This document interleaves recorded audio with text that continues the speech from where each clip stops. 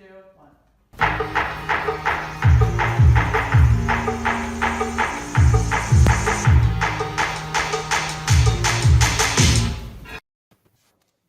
Boom. Hello, hello, hello. Welcome, everybody. My name is Judah Hoover. This guy right over here is Josh Weidman, and this is Anthony Moore the second. And this is not only the second, this is the third or fourth or fifth time that we've had him on the show. He is absolutely awesome and amazing. My name is Judah Hoover. I am a real estate investor and a realtor. Josh Weidman, my co-host with Hard Money Bankers, is a real estate investor and a hard money lender, and we love real estate. The show is called the Build and Grow with Real Estate Show because we love making money from real estate as your vocation, but also we think that real estate is a great way to build profits. And we have a real estate investor, trucking company owner, and a developer in the city of York on with us today, Anthony Moore. And how you doing, Anthony? I guess we can't have you on without first talking about NCAA basketball. I mean, March Madness. Who's your pick to go all the way? Man, I'm gonna tell you what. So I'm excited that my Winthrop Eagles are in the tournament. I think they have is either 11 or a 13 seed, which is great because when I play, we struggle to get above a 15 seed, even though we got to go a few times. So I'm excited to see what they're going to do. This has been a crazy, wacky year with everybody being impacted by COVID. So I don't have a pick, man. I don't really have a dog in the race. I like to see Carolina do some things this year, but we'll just wait it out and see what happens, man. Nice. So in the whole Carolina, Duke thing, that's you go Tar Heels, huh? And that great rivalry. I go Tar Heels, but I will say that it breaks my heart to see Duke not even make the tournament, man. Like normally those two always kind of like have the best rivalries, and it was just a sad state of affairs for all of basketball to see Duke not in it, man. It's too bad. But Josh is very excited about some college athletics. I know. Man, this is my favorite 3 days of the year right now. Right now, the NCAA wrestling tournament is underway as we speak. And thank goodness ESPN is streaming it live. It's awesome. Every single mat. And it's all, it's fantastic. It's the best day of the year. That's awesome. That's awesome. Hey, so Anthony, we were talking a little bit just before the show. We've talked before about how you invested and started up a trucking company, obviously with retail kind of taking a decline, but lots of people still getting stuff delivered to their house. There is still very much a huge need out there for logistics in the marketplace and trucking. Huge. We're not going to get into that right now, but that's something you've quite profitably been dipping your toes in recently, correct? Yes. And looking to at least get my knees in there this year. Last year was a proof of concept. This year, like to the moon, Amen, brother. Amen. That's absolutely awesome. And so then the other thing that you've recently done is we've talked before about your personal and individual real estate investing and some of what those deals have looked like. Yeah. And what's so great about that is this is still pretty fresh for you. Like you're really only like a year and a half into this, and you've decided to, well, I guess, we all lost a year because of COVID. So like 2.5 years into this now. But you're now looking at becoming a developer in the city of York. Talk with us a little bit about what that means. Well, yeah, man. So, I do a lot of videos, right? They're kind of crazy, kind of wacky. I always like to try to share, my experiences, my ups and downs with people. So in case there's someone like me who was in a corporate environment looking to transition into entrepreneurship, you can see, hey, don't make the same mistakes I made, make some new ones, and so it turns out there were some other people kind of watching my videos and were like, hey, we like what you're doing. You're trying to, help folks who wouldn't normally have a path to home ownership find that.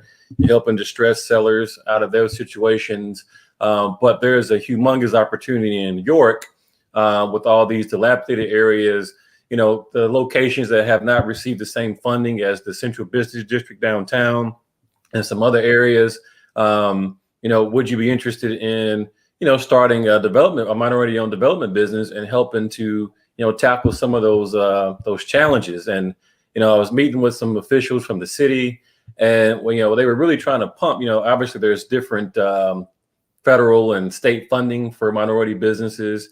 Plus, there were a couple other prominent development companies in and around York that, unfortunately had the stigma of gentrification, right? Coming into an area, building it up to where the normal residents and inhabitants can no longer afford it, and pushing folks out. And so the city is making a conscious effort to try to avoid that stigma.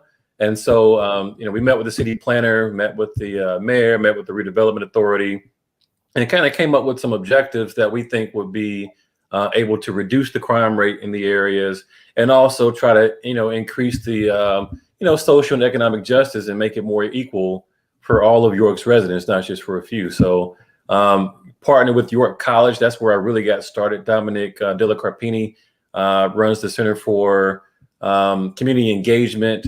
And he and a lady named Lisa Fast started what's called the Urban Collaborative. And their whole point was, let's bring a lot of businesses, let's bring a lot of nonprofits together and see and make not just an academic exercise of it, but literally see how can we engage all these different entities into tackling this humongous issue in the city. And so out of that, it was like, okay, well, these seeds kept being planted, like, Anthony, you should do something. I linked up with my partner, Fred Walker. I really admired some of the things that he had done from a real estate perspective. And turns out he was kind of watching what I was doing. We had met in Leadership York, program back in 2016, but really didn't keep in contact too much. And all of a sudden, he called one Saturday and I'm like, yo, this Fred? He's like, yeah, man, I've been watching you too, dude. Let's link up. And so we decided to unite our powers and got our office set up last week. And, now things are really starting to cook. That's great. One thing that we were talking about, and the reason we were, a minute late for the show, we were talking about before we jumped on today, right, is this idea of gentrification.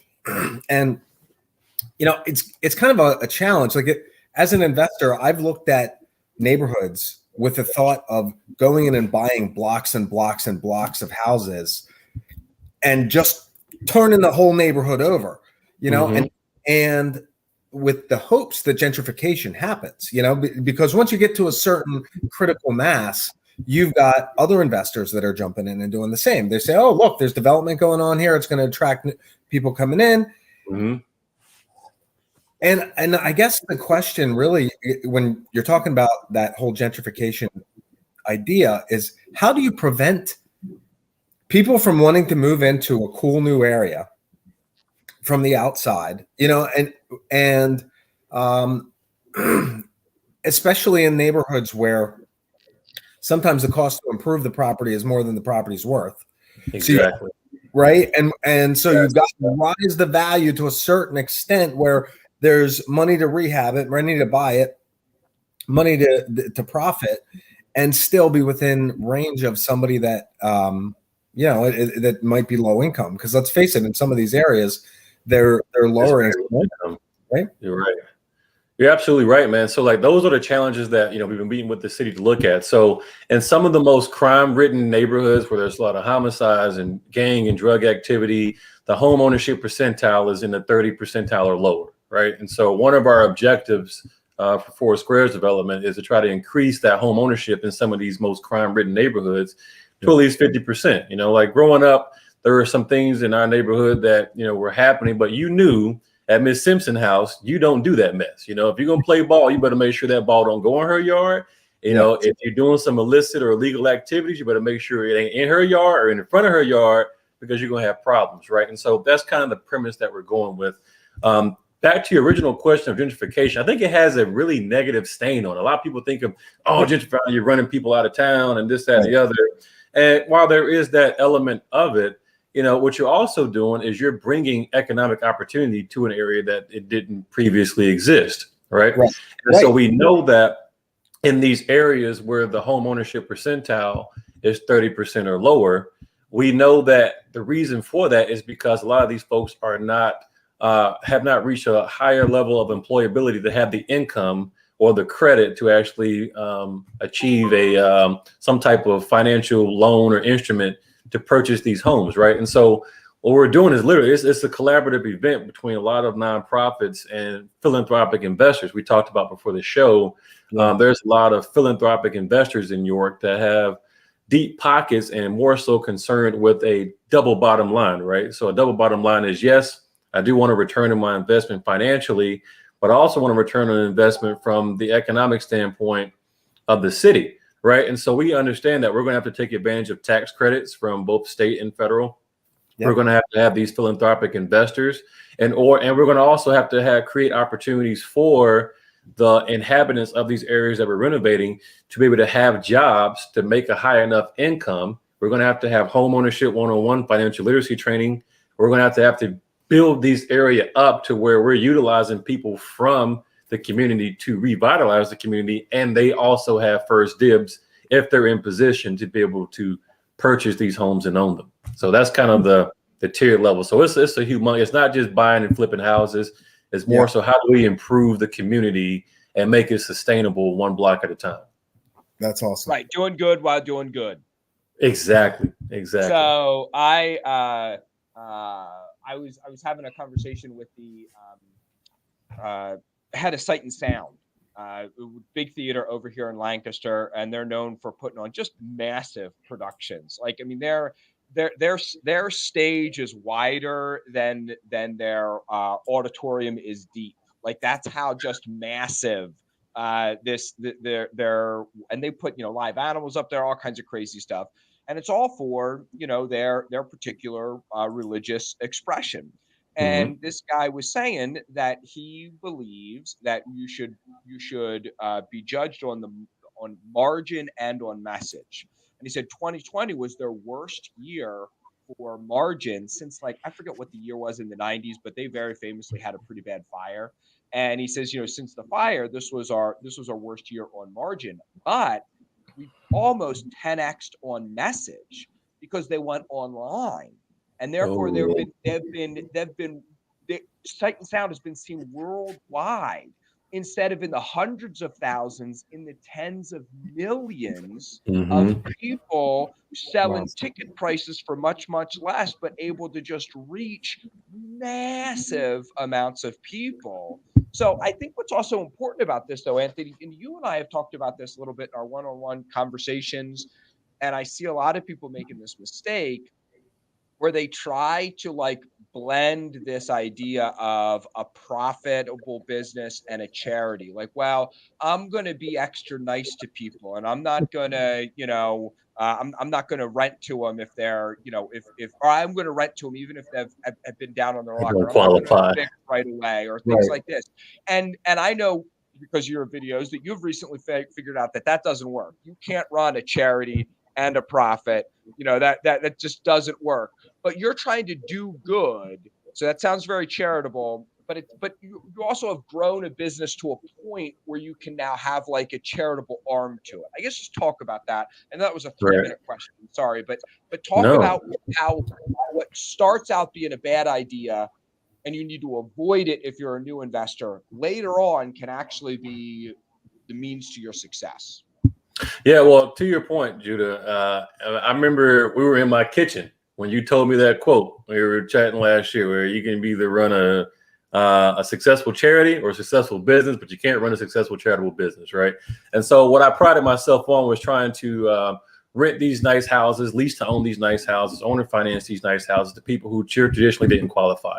And I had tremendous success doing that, right? And ultimately, folks were able to come through on that. More recently, unfortunately, I did that, and COVID hit, some bad circumstances, a series of unfortunate events happened, trying to work with folks. And unfortunately, it's like, I buy these properties to be income generating assets, and when they're not generating income, they're burdens, right? And so I'm having to go through my first eviction. Is that the very definition of a liability? It goes from an asset exactly to the very definition of a liability. It is costing you money every month. Exactly. So I had prided myself on, never having to go through and learn the eviction process. And unfortunately, I'm going through that now. I had my hearing yesterday. Unfortunately, with that CDC moratorium, the judge did not want to comment on whether or not the actual affidavit that was sworn and signed was valid or not. And so we're going to wait and see what happens. But long story short, man, I learned the process. So, going through that.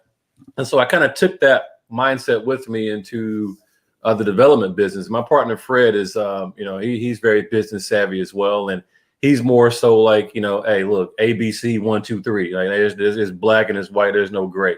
And whereas I've always prided myself in living in that gray somewhere. You know what I mean, and figuring out how to make it profitable. And to this point, it's worked out really good for me, -1. So I'm still batting 85%. So I'm still, it's not terrible. But to your point, man, we're going into this perspective. We've really been putting a lot of emphasis on our pro forma and getting it, ready in our slide to pitch, because we understand the question is going to be, all right, this is fine and dandy, right? So for those who not interested in the double bottom line, but interested in the financial bottom line, they're going to look at, hey, look, this is all fine and dandy. What you want to do to the community is great. If you want to help the residents, yeah. How am I going to get my money back? You know what I mean? Right. And so that's why we're looking at now, what tax credits are available. Obviously, you guys know this very well, and I learned from you watching your show. The government rewards you if you do two things: if you provide housing and you provide jobs, right? Yeah. And so that is what we're basing our development company on: is how do we provide jobs for these residents, and how do we provide housing? So it's going to be a mixed bag of rentals, flips, and also owner finance for those who cannot afford. Yeah, I just got to stop you there, because there's a reason the government does that. Because the government says, hey, Josh, if you provide housing for people, then I don't have to provide housing for them. So I'm going to give you a tax break. Hey, church, I'm just going to assume that a church is doing some good in this society that they're in. And the more good that they do in that community is good I don't have to do. So therefore, we're going to give tax breaks and tax incentives to churches. Like all these people love to hate on different groups and organizations and things like that get, government, they call them, soft subsidies, like where they get tax breaks and things like that. When really it's just the way that the government is incentivizing good behavior out of business so that the government doesn't have to write welfare checks. Exactly. I want to jump in on that side. This is what, how the heck are you going to provide jobs for these people? Are you job training and everything set up? Because I mean, this is a massive endeavor. Oh, it's monumental. And what we're working on now, and the beautiful thing of it is we have a lot of community partners that we're going to bolster the training.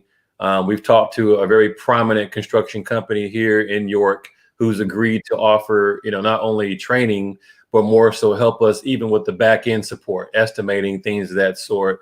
Because they believe in the mission as well. And they believe that, hey, there's a shortage of trades out here. So, we can get some more HVAC guys and some more concrete guys and some more landscape guys. It only benefits the entire city. Plus, we're putting people to work, and that way they don't have to go and get their money from illegal and illicit activities, right? So it benefits everybody by doing that. So, yeah, that's why, we formulated and got our articles of incorporation back in, I think it was August of last year, and we've really been slow rolling by building these relationships with all these different entities: York Area Housing Group, York College, Logos Academy, even building relationships with Kinsley, and because all that's it's going to all have to work together in order to impact the greater good.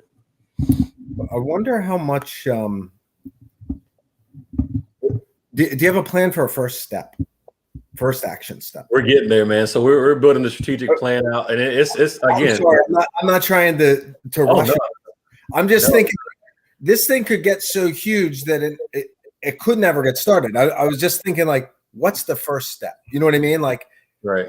Yeah, it's such a. I mean, you've got not only you have you've got conflicting interests going on. Essentially, I mean, absolutely. Tesla, Tesla has been profitable mostly because of their tax credits. And it gave them it gave them a runway to build a car company. It gave them a runway to figure things out. I'm just looking at, I mean, you got some cool things coming up. And it's going to be interesting. I'm very interested to hear the stories of oh man, I'd love to come back on here, not even that, even offline, and share with you guys. But there's a lot of big multi-million-dollar grants that are offered through HUD and other government entities that we are partnering with a couple entities here in York to apply for. And if we get that, that will totally change the game and help us build the infrastructure out.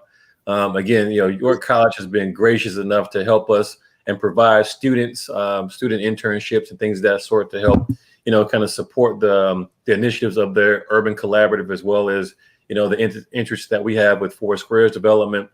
So I can tell you that we're building our strategic plan out.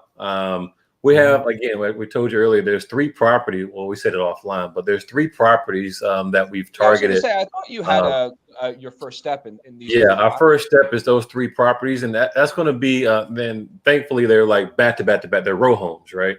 And so, what our goal is, okay, let's go as a proof of concept, kind of show both these entities as well as these philanthropic investors. This is how we go about acquiring the property. This is the amount of time it's going to take and the amount of cost it's going to take. This is what the renovation is going to look like. And ultimately, this is the clientele of people that we're putting into these homes, and then kind of measure what happens to the general demographics in that area. What happens to the household income? What happens to the crime rate? What happens to, all their various statistics that we've determined that we want to measure over time, right? This is not going to be a 1 year, 2 year. This is going to be decades of work that's going to build and compound, and ultimately to push the city in the direction that we want it to go. So, what's the umbrella you're doing this under? Is this Eden Mandate, or is this ARM, or what's the? No, this entity is called Four Squares Development. Four Squares. You mentioned that. Okay. Yeah. So Four Squares Development. Because you thought you didn't have enough entities that you were managing already. Look. I told you before, man, like all this stuff in my head, man. I had all these different entities kind of mapped out and ironed out, right. Man. It's amazing. I thought this was going to be a 15-year plan, and turns out it was like a 2.5-year plan. So I got to dream bigger, I guess. But that's exactly what you're supposed to do. Who was it that said, figure out where you want to be 10 years from now, and then figure out how to do it in 6 months. Right. Elon Musk. Yeah. And so that's exactly what you've done there. And I remember saying to my business your audio is a little disconnected here. Disconnected? Little, you got an echo. Oh, okay. Well, I was just going to say that I was saying to my business partner one time when we were in the mortgage industry, he said he was having trouble with somebody, and I said, Bruce, if they thought like you do, they would have 7 LLCs too. Right. Yeah.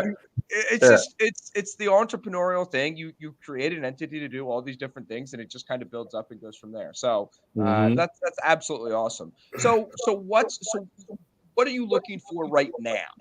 You're looking for philanthropic investors. You're looking for projects. You're looking for a handyman. What's next for you?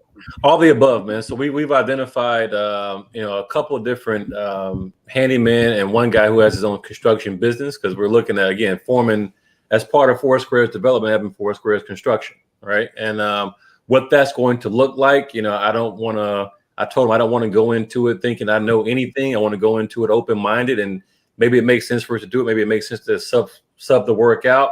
I don't know yet, but I'm open to, hearing different perspectives. So we've got a couple guys that we've been looking at and interviewing for that. We have a list. I don't necessarily want to pop it up on the screen, but a list of entities and investors that, have already expressed interest in what our mission and objectives are, and are kind of waiting for us to make the next move. And so what Fred and I have been doing is meeting with a couple guys and starting to kind of, rebuild our slide deck into, an investor slide deck, kind of an informational slide deck, and more so making sure our financial performance tightened up. Okay, so now I understand. Now, you talked about this a little bit off the air, and then you talked about it now at the beginning. Now it's making sense. So Four Squares development, profits are pushed out on that, and that's going to take a while to see ROI on that. So exactly. In order to support that mission, you are creating Four Squares Construction that will be a for-profit company that will do the work for Four Squares Development, but also be able to go three-party things to generate cash flow and income and profits to support the development. Exactly. Thank you for pulling that together, man. I did not mention that on the show. So yeah, thank you for that. Yeah, exactly. That's the key.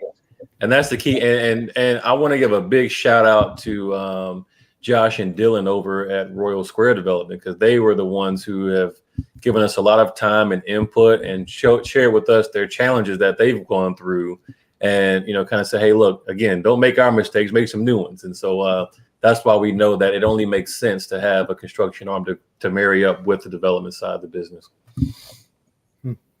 Yeah. Wow. That's awesome. So pretty exciting, man. Pretty exciting. So what's your next company? Well, according to this, there's going to be Arm Investment Properties, where it's just going to be just a straight up holding company for all the. I want to get in. I've been in single family homes now.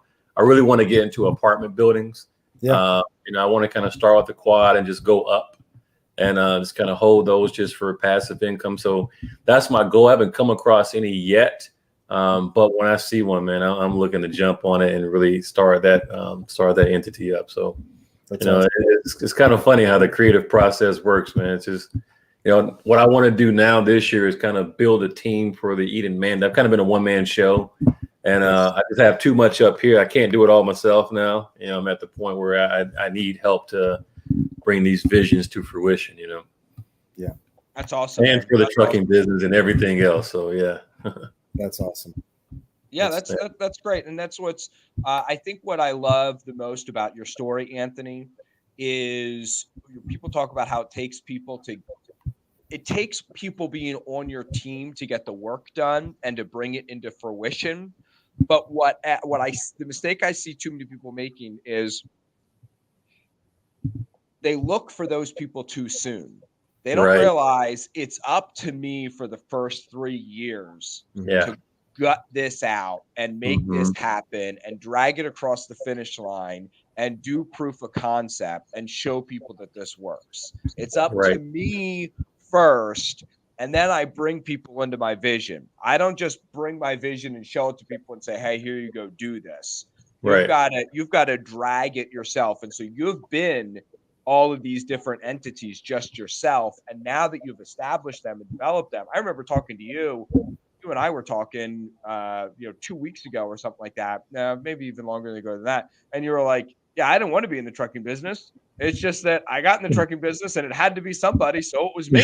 That's exactly what it was. Yeah.